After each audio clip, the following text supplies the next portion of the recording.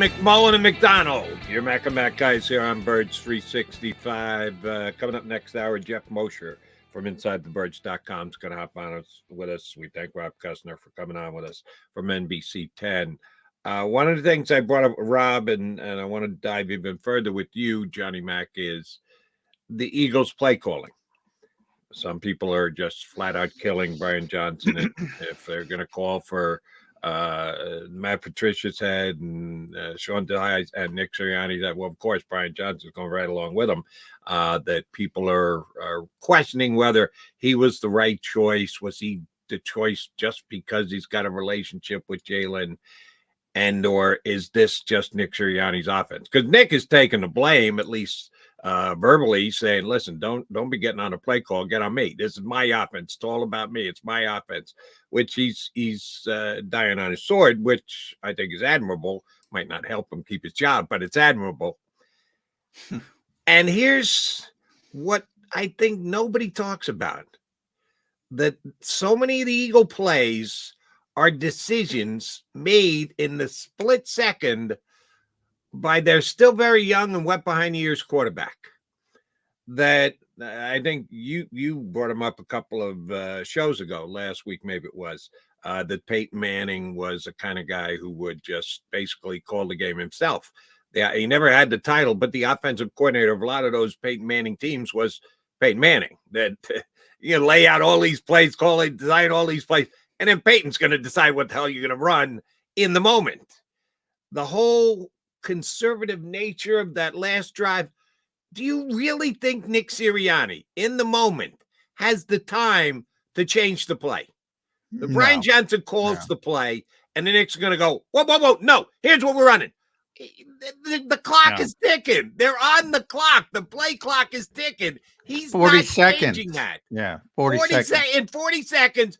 And you get cut off at 15. Remember, you get cut off. Johnson's going to start the call. Nick's going to go, no. And then he's going to call in the play. No, that's not happening. So Johnson is calling the plays, but then they get to the line of scrimmage, and Jalen decides that, as Johnson said, I was watching, you were there, that most of their plays, and it all had to do with the argument of run the ball, because people didn't like the Eagles' run-pass ratio, that he defended the Eagles by saying, well, when we send in the play and come to the line, it could be a run or it could be a pass. So on any given play that Jalen decides it's going to be a pass, we on the coaching staff are going to go, yeah, but it could have been a run. The only thing that matters is what actually ends up happening. But they want to hide behind, it could have just as easily been a run. The guy who seems to be making the call is Jalen Hurts. So if you've got issues with the play calling for the Philadelphia Eagles, maybe you're misdirecting your criticism of Brian Johnson, and you should be directing it to the guy who's actually deciding on these multi-option plays, these RPOs, when it's the quarterback's decision that Jalen's coming up with the decisions as to what to do with the ball. Yeah, well, every RPO, it's a decision. You're reading one player, basically, and whether he crashes down, you keep it, you pull it. If he doesn't, you give it to the running back. I mean, that's about reading a particular player. Very collegey-like, very simple. So that I would say two things. Yes, when people, me with play calling, people don't judge play calls; they judge play results. Sure. When you talk about, and I always bring up Peyton Manning for a reason. Jalen Hurts isn't being asked to do what Peyton Manning was doing. So I mean, basically, all of these modern offenses have, a run pass option built into the play. So basically, you get up to the line of scrimmage, or in the case of the Eagles, they're usually in the gun. If they are under center, it's probably going to be a tush push. You're basically, all right, where's the free safety? Are they too high? What's going on? Where's the Mike linebacker? If he's doing this, you do this. If he's doing this, you do this. That's it. It's not. So it's built in.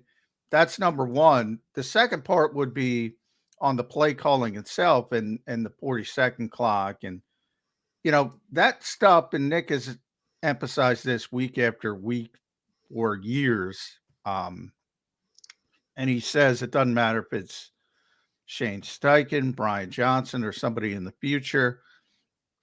It's always going to be his offense. It's not going to be changed that much. And that's why I blame more on Nick Sirianni, because that big cheesecake menu, that's what it is. Every situation's laid out. That's what they're doing during the week to prep. So you have a feel, and Shane's probably a little bit better than Brian at that. I thought Shane was really good when it came to feel and setting people up and callback, like that. But all of this stuff is laid out. It's not like he's going rogue and saying, they have third and short situations, third and mid range, third and longs. You got a whole menu, and there's a certain number of plays that you can pick from and call from. And that's all approved by Nick Sirianni during the week. And that's why, and it's not like Nick runs from that. In fact, he tries to double down and explain it to people. And it's partially about protecting the offensive coordinator, and I always know, Nick's not one to always tell you the truth, but he's telling you the truth there. I mean, it's his offense and stuff that he wants. Now, if it's a timeout and you have some extra time, he might say, look, run this. The moment, there's just not time. And one of the big things of, and that's why, I don't think he was particularly great at game management against Arizona. And that's why he gave up play calling. You get better at that. So he deserves criticism there as well. But yeah, what didn't you like about his game management on Sunday? Well, the point of having no timeouts, the wasting, Jackson Hole running on the field, not knowing, that's all on the head coach, and he took credit for it. They had no timeouts. Arizona had all their stinking timeouts.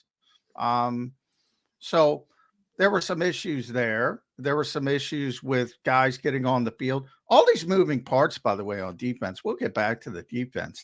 I've said that before. That's got to stop. We're in week 18. That's got to stop. You got to play who your best player is. Say, who is that? I don't know. You could argue, it should be Shaq Leonard or Nick Morrow when Zach Cunningham gets back, or it should be Kaylee Ringo or Eli Ricks, or it should be Sidney Brown or Avonte Matt, whatever. But pick somebody and stop with this constant shuffling of deck chairs. Offensively, again, you're going back and forth. Again, that one instance where they had to burn a timeout because they didn't have the right personnel on the field. Well, whose fault is that? You're the game manager. Who else am I going to blame? So I think he deserves some criticism for that. But to your original point, yeah, Jalen Hurts isn't being asked to do what Peyton Manning was asked to do. Let me clarify. Do you think Jalen Hurts is being asked to do as much or more as other quarterbacks? I brought Peyton up to make a point that he was an actual offensive coordinator. The fact that he isn't an offensive coordinator for some team in the National Football League today is probably unfortunate. He could be great at it. He ran the offenses they team did. I don't want to compare Jalen Hurts to Peyton Manning. I want to compare Jalen Hurts to Josh Allen and Dak Prescott and Brock Purdy and the guys that he's got to play in, week out. Is he asked to make more split-second decisions, in-the-moment decisions than they are? Not you don't think so? Not somebody like Dak Prescott, not somebody like Lamar Jackson, not somebody maybe he's asked to do less than Brock Purdy because of the offense. That's because of the offense. Brock's probably asked to do a little bit more, and that's been one of his strengths as a young quarterback. Typically, young quarterbacks can't handle that stuff. But that's because, you have basically two offenses in the NFL. You have the Shanahan offense, the Shanahan Kubiak offense, and you have, the new age college RPO offense. And I'm boiling it down a little bit. There's some different, I shouldn't, people take me, sometimes there's hyperbole, not a lot of different offenses. There's not a lot of West Coast stuff going on. There's not a lot of complicated offense going that delves into practice time and things like that. And we've talked about that ad nauseum. There's not enough time to prepare. So what do? You simplify things. And even the Shanahan stuff has been simplified over the years compared to what it was back in the day with Mike Shanahan. But still, there's a lot of play action stuff. There's a lot of moving parts. But even Sean McVay has turned it. I mean, when Sean McVay had Jared Goff, it was a joke that, he was the first one who would take all the way to the 15 seconds, Sean McVay, and just be in Jared Goff's ear the entire time. And sort of like, if you watch a college game, you go to the line of scrimmage and you'll see the quarterback step back, look to the sideline. They tell him what to do because they're reading the defense on the sideline, and they run the play. You can't do that in the NFL level, but you can get to that 15-second mark. Kevin O'Connell did it with Josh Dobbs this year. It was a big story. Took him right up to that 15 seconds.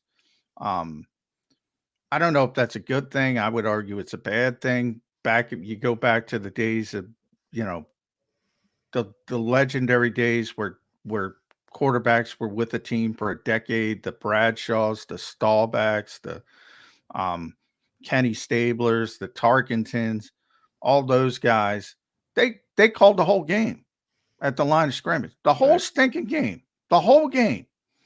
But there was a lot of practice time. There was a lot of continuity. There was before free agency. You got to group together for a long period of time. Now you just don't have that time. So everything's kind of simplified. And basically, all Jalen Hurts can kill from run to pass, same with Carson Wentz, or vice versa. But that's a pretty big difference. I would not use the word all in that sentence. All he can do is, that's a big deal. When you decide whether it's going to be a run or a pass, when you make that decision going one over the other, that's pretty damn big. Now, that's just run or pass. But what I'm saying is every other quarterback with some experience has the same autonomy. Not some of the younger guys, not the guys stepping in for 1 week and the Tommy DeVitos of the world, and those types. But everybody of any import, Dak Prescott, has the same responsibilities that Jalen has. And I know Rob went back to 2021, and yeah, that was one of the issues. He wasn't ready for it at that point, and they scaled back, and they went on that, where they were just running the football, and they ran it very effectively. And I know Philadelphia likes that. That's all they ever want to do. But I always, when it comes to that, you know what I say, Jody, follow the money. And then you got to deal with an owner. It's like, what the hell are you doing? We need a highly effective passing game to win in the modern NFL. And I'm paying a wide receiver $25 million, and I got to pay my other wide receiver, and I'm paying my tight end. And Howie's shopping at the Walmart clearance aisle for running backs. Follow the money and follow the owner. That's what he wants. I know that Jeff Lurie has an affinity for the passing game. So if and when Nick Sirianni gets fired, and oh, by the way, John, I listened to a lot of WIP yesterday during the afternoon. I was out and about, so I was in the car a lot. And then I did my own show last night from 10 to 2. The hue and cry for Sirianni to be fired, you and I brought this up yesterday. I said, I'll admit that the chance of Nick Sirianni being told he's no longer the Eagles coach at the end of the year was not zero, that I had kicked it up to about 5% chance that he could get fired. Now, got a game left in the regular season, got a playoff game. Oh, that number can increase. How they play, certainly the results of those games can move that needle for sure. But I was at 5% yesterday, and I'm still at 5% today. I haven't changed my mind, but the hue and cry for Sirianni to be given his walking papers because they've hit this unbelievable losing streak really surprised me. I guess I shouldn't be because I've been doing sports talk in Philadelphia for 35 years, and overreaction is part of the culture in this town. But there are people that want him fired before they go on the turnpike, before they get on 95.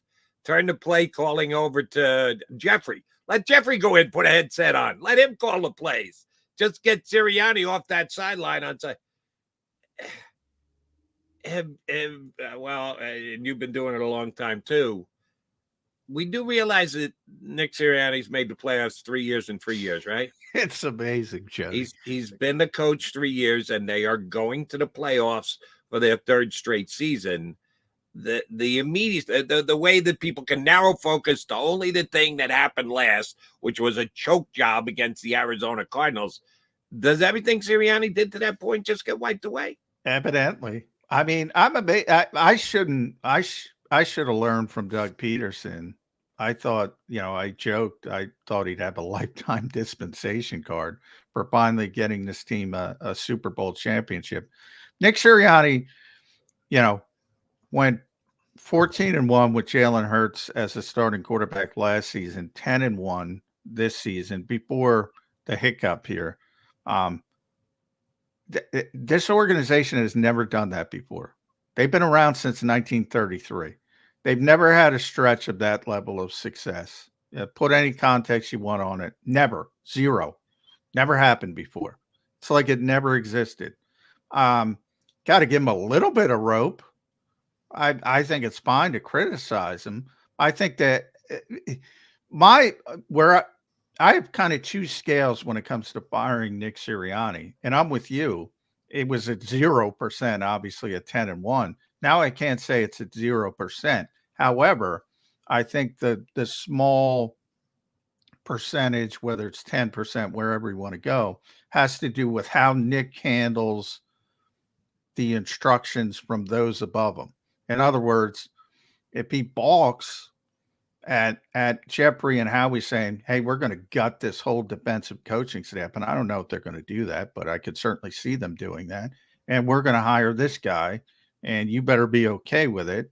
I think that's where that 10% lies. I don't think he's in danger of being fired by Jeffrey Lurie or Howie Roseman just for the lack of performance. I think he gets a little bit of rope, and then the clock starts next year. The clock starts. So I think from their perspective, they're not thinking about firing him. They're thinking about making changes, I'm sure, if things don't go the way it is. But yeah, the fan base and how quickly they've turned on him, I guess it shouldn't surprise me, but it always does. I can't, they wanted him out on a rail, as Rob pointed out, at 2-5 with the flowers and all that. They wanted him out. You don't have to go that far. They wanted him out the day he was hired with his press conference when he kind of muttered through it and didn't have answers. Can we pull the contract? Can we get out of it right now?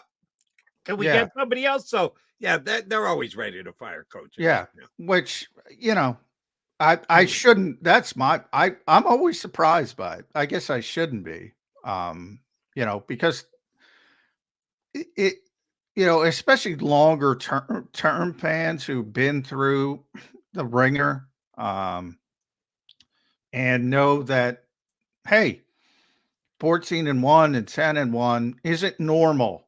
Now you're living a little bit like everybody else in the NFL, which has ups and downs and things like that.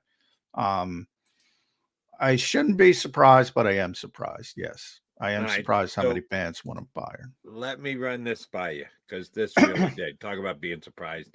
I was surprised. I wasn't shocked, but I was a little surprised with the volume of people that were ready to give Nick Sirianni his walking papers. But something that surprised me even more was, I give credit to the two people that I'm referencing who I spoke to yesterday, because at least they had an answer to a specific question.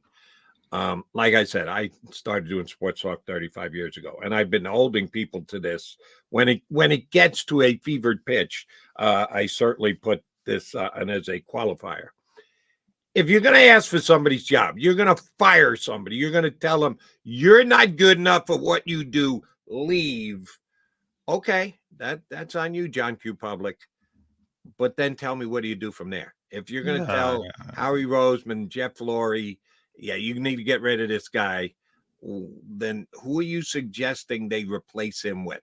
And I've had this as one of my prerequisites when I think a conversation has become overblown about somebody giving his walking papers. Okay, who are you replacing him with? And when I started that last night on my show, most people had no answer. One did have an answer, and it was funny because I talked to someone earlier in the day, had gone down the same exact street, which kind of surprised me. So I will make it a question for you, John McMullen. For the 2024, 25, 26 season, let's only go 3 years out, okay? But picking up with next year for the next 3 years, who would you rather have coaching the Philadelphia Eagles? Nick Sirianni or Bill Belichick? well, in that sense, I think Bill's the best coach ever. So I would take Bill Belichick, but I would take Bill Belichick over anybody. Anybody. Then this may come as a surprise to you. I'll take Nick Sirianni. Yeah. I don't. We've all seen that if I need to trot out the numbers for you, I will. Nick Sirianni's 3-year record and Bill Belichick's 3-year record. It's not close. Sirianni laps over him. Oh, Bill I know. Belichick, the first year that Tom Brady decided to take his act to Tampa, squeaked into the playoffs, much like Nick Sirianni. Nick Sirianni coming out of nowhere, who nobody knew who he was, went to the playoffs, got beaten the first round of the playoffs, same exact as Bill Belichick. You don't want to begin to compare these last 2 years between what Sirianni's done and what Belichick has done. Belichick is arguably the greatest of all time. I also wouldn't turn the team over to Tom Landry these days because he's dead. So I don't think he's going to do a very good job coaching the Philadelphia Eagles for the next 3 years. I know that. But it's at some point you got to say, but what has happened in the most recent past? I'll be honest, and I say it all the time. I think fans by and large, I can't say it enough, way overrate coaching when it comes to talent. When Bill Belichick has bad seasons or bad stretches, he didn't become a bad football coach. When Andy Reid had a bad stretch, he didn't become a bad football coach. It's a cyclical industry that, and it will happen to the Eagles as well. That's one of the points I said. I mean, once you hit the apex, there's only one place to go. And the shelf life that he got out. And yes, Tom Brady's a bigger part of it, but I think people forget when Tom Brady started, there were still people saying, when they got to the first Super Bowl, are you going to go back to Drew Bledsoe? Yep. I mean, he was, just sort of managing managing the game, and he turned into what he turned into, which I think, and I say it all the time, I think Tom skewed everybody's perception. Oh, they won 6. Let's go win 6. Doesn't work that way. It doesn't work that way. So, but he didn't become a bad coach. They don't have he might be a bad GM, and that's part of it. First of all, that is part of it, and that's something you have to consider when you start to think about Bill Belichick replacing Nick Sirianni.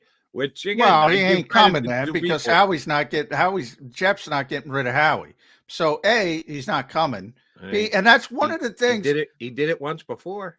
If you do that exercise with your callers next time, I would advise you to also add the caveat of understand, because of the way the Eagles run their organization, you're not getting a big name.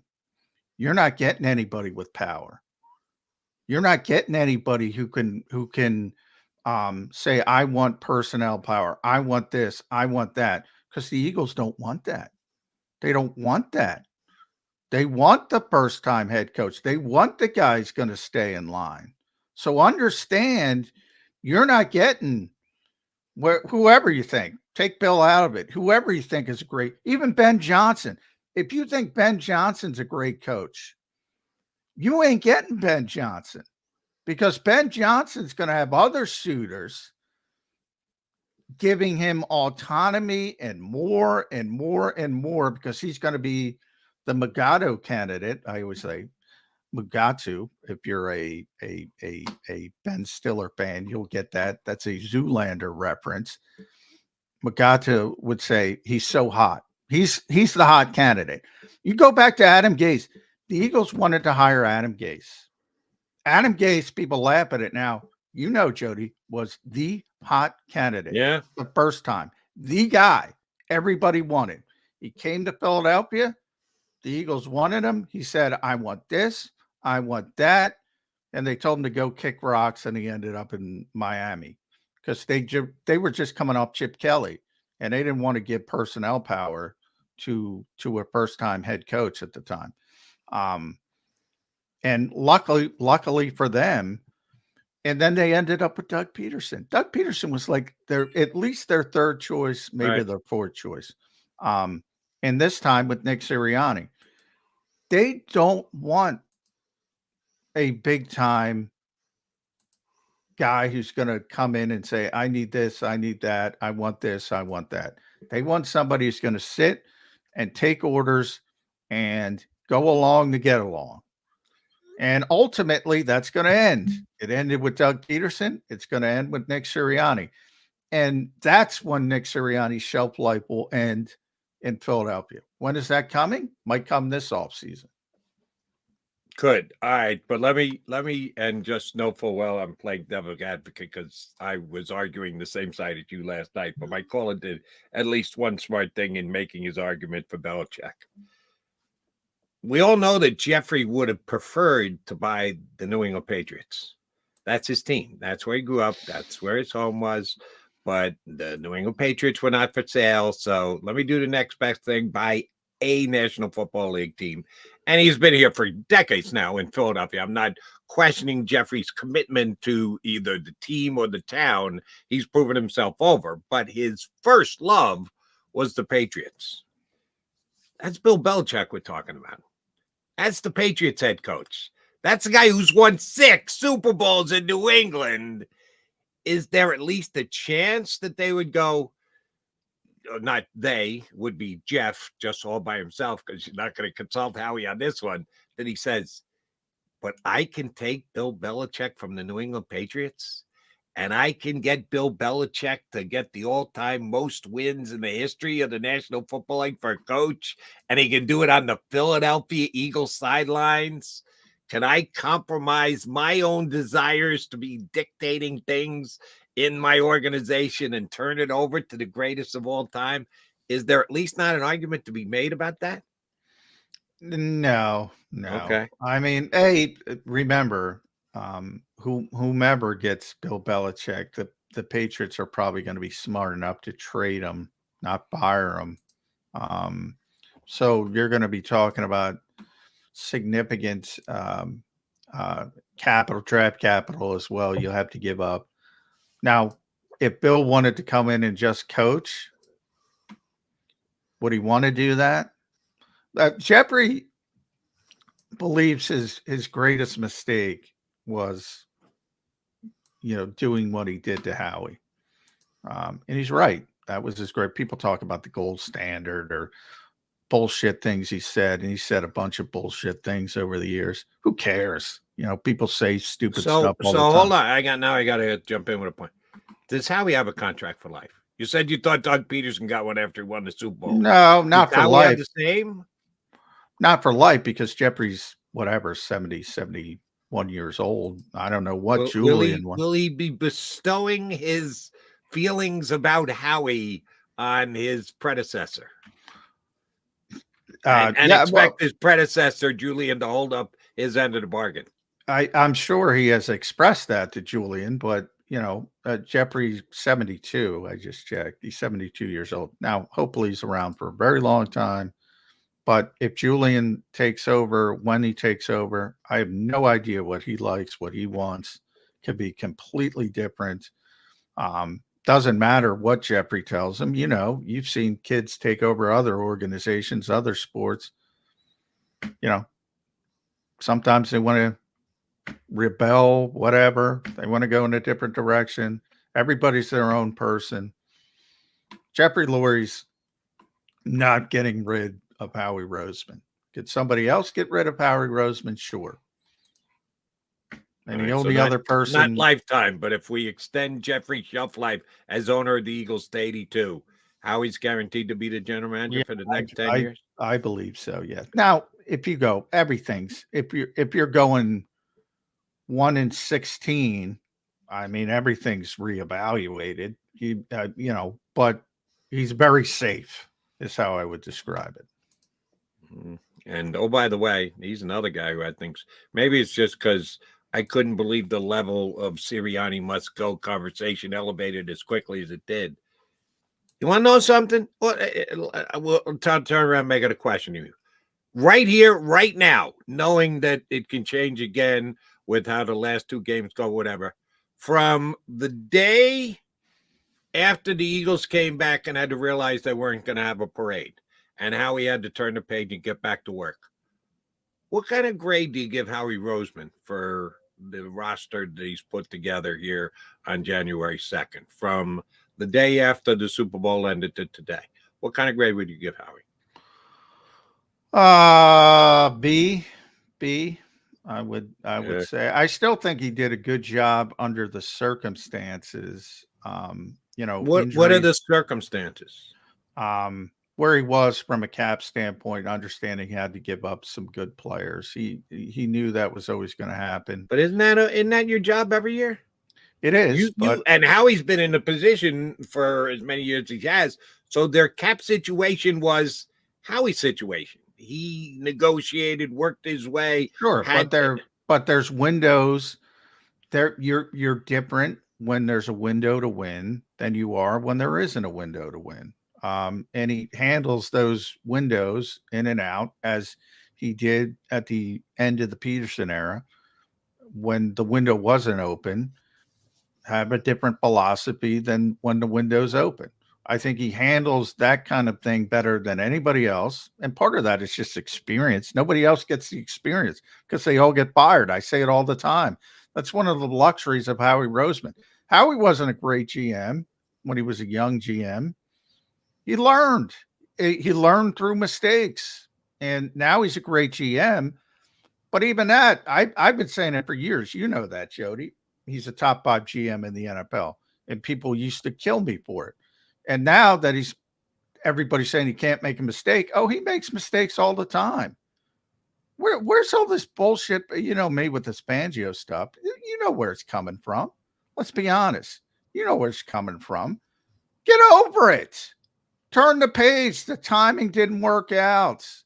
Why is this organization so obsessed with a guy giving up 56 stinking points? Get over it. All right. Get over it and turn the stinking page. But you did the same. I said this yesterday on the show, Jody. You did the same thing to the Colts with Nick Sirianni. It was so late in the process. They were like, oh, we're fine. We're going to move forward with our offensive coordinator that we like a whole heck of a lot. And all of a sudden the Eagles come in and say, you know what? I don't like what's going on. Let's interview Nick Sirianni. They get to be a head coach. Are you going to say, woe is me, the Colts? They probably did. They probably said behind the scenes, but they don't obsess over it for 12 months. That's what the NFL is.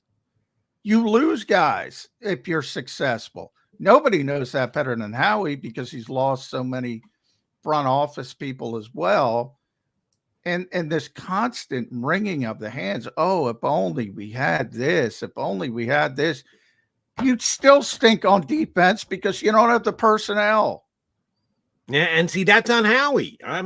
John, you just completely lost me. I don't know how we got from how would you grade Howie's season to Fangio. I went right over my head, so I'll re-ask the question. I'm saying everybody, there was a stage where everybody hated Howie, and then he could not make a mistake. And I said, oh, he makes mistakes all the time. He's just better than his peers. And I was given an example of a mistake. This team didn't handle losing Jonathan Gannon well. They continue to not handle losing Jonathan Gannon well. That's an example of a mistake. The Oh, okay. personnel part of it, Right. the personnel part of it, yeah, there's a ton of mistakes. Now, look, injuries are injuries, but everybody has injuries. You can Right. go through every single team, and they all have injuries. Some persevere better than others. The Eagles have persevered better at better times than others. This year, they haven't persevered. Um, you know, but overall, when compared against the other GMs, and that's all you can do, he's top 5, and he remains top 5. Yeah, I don't think he's top 5 this year. If you can wipe the slate clean to start a new year, all 32 general managers' slates are wiped clean on February 3rd, 4th, 5th, whatever the day after the Super Bowl is. And now you've got to go back. Now, a lot of work has been, decisions have been made, work has been done leading up to that point. So it's kind of difficult to do to wipe the slate clean, but you are where you are when you start the next season and you start your roster construction. I don't think his roster construction is top 5 general manager work in this league. Do you? This season, I this do. season, I still do. From February 5th on, what are the no questions asked, hit it out of the park home runs Howie Roseman had as far as roster moves go this offseason?